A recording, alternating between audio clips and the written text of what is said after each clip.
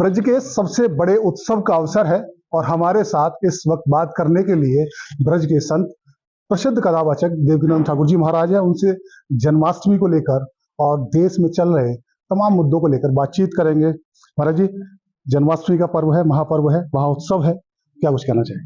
जन्माष्टमी की आपके सभी व्यूअर्स को, दर्शकों को, श्रोताओं को हमारे कन्हैया की तरफ से, प्रिया कांजू मंदिर की तरफ से बहुत बहुत शुभकामनाएं। खूब फूलो फलो, खूब तरक्की करो, सनातन को आगे बढ़ाओ, ठाकुर जी का भजन करो, अपने माँ बाप की सेवा करो और अपना कल्याण करो। बहुत शुभकामनाएं सभी। जन्माष्टमी पर पे एक बहुत जैसे कि हमारे ब्रज में कहा जाता है लला है, तो लला का भोग कैसे लगने वाला है? देखो, लाला को भोग लगाना चाहिए, माखन मिश्री को, पंजीरी को, पंचामृत को भोग लगाना चाहिए।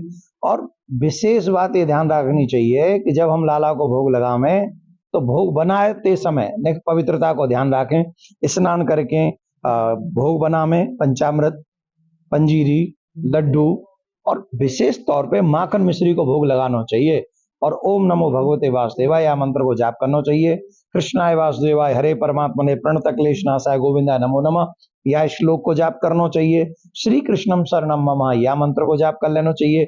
जो आसान लगे वह मंत्र को जाप करो। स्नान, पूजा पाठ ये ध्यान से करो।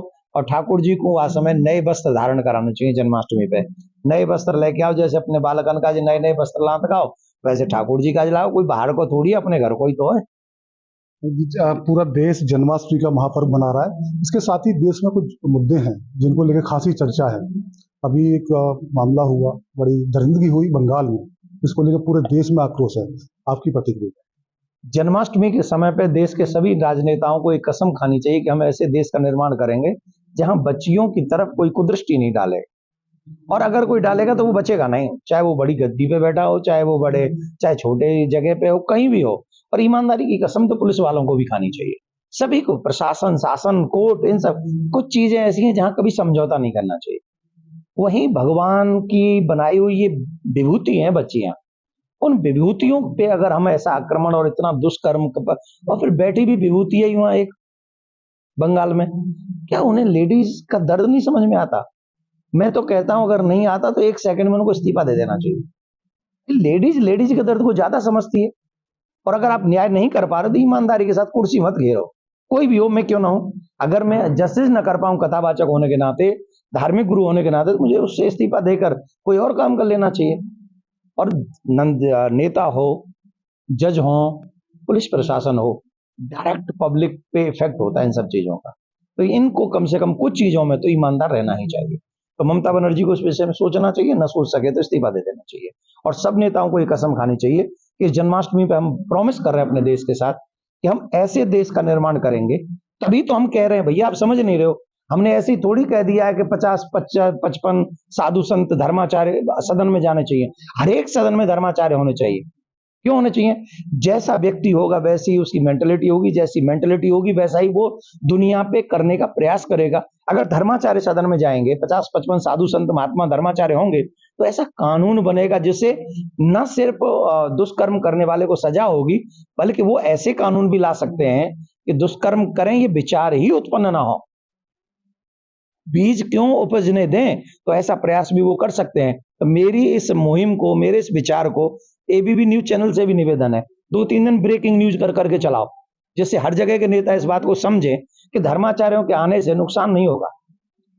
आपने जैसे अभी कहा, संसद को लेकर बात कही कि धर्माचार्य संसद में होने चाहिए। आप 10% आरक्षण की मांग कर रहे हैं, कई बार आपकी द्वारा सुनांगे। ऐसी क्या वजह पड़ी कि जो साधु संतों को 10% आरक्षण देना चाहिए? मैंने तो 50-55 कहे थे। अब वो फिर मीडिया आ गया, कैमरा आ गए, माइक आ गए, एक्शन आ गया, लाइट आ गई, तो वो आरक्षण का नाम आ गया। वैसे आरक्षण मैंने कहा नहीं, मैं ये कह रहा हूं कि 50-55 साधु संत धर्माचार्य हर एक जाति के। अब यहाँ क्या करेंगे, जाति में बांट देंगे, ये तो पंडित जी हैं इसलिए कह रहे हैं, ये तो ठाकुर जी हैं इसलिए कह रहे हैं ना। हर एक जाति में धर्माचार्य हैं भारतीय सनातनी परंपरा में।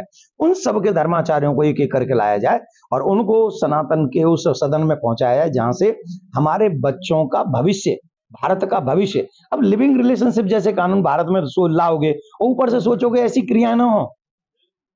संभव है एक तरफ पूर्व एक तरफ पश्चिम, अरे यहां से यूज करना पड़ेगा ना भैया। देश को अगर इस दुष्ट दरिंदगी से बचाना है तो वो बीज बचपन से बोना पड़ेगा उनको। उन्हें बताना पड़ेगा भारतीय संस्कृति क्या है। हम यूरोप और अमेरिका में नहीं, हम भारत में हैं।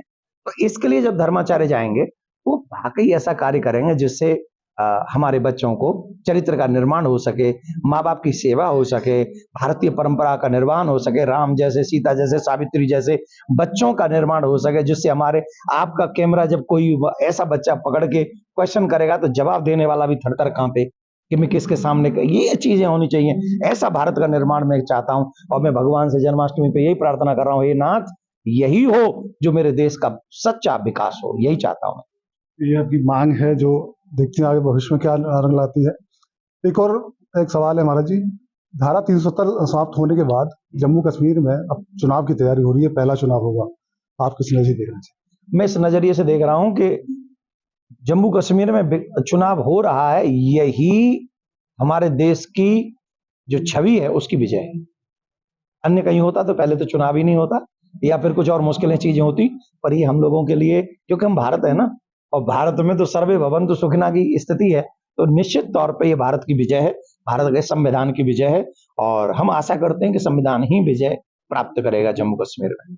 तो देखिए हमारे साथ सभी मुद्दों पर खुलकर बात करने के लिए देवेंद्र जी महाराज थे, उन्होंने सारे मुद्दों पर खुलकर बात की है, खासतौर से जन्माष्टमी पर्व को लेकर अपनी शुभकामनाएं दी, विचार व्यक्त किए और जो ज्वलंत मुद्दे हैं देश के उनको लेकर अपने विचार रखे।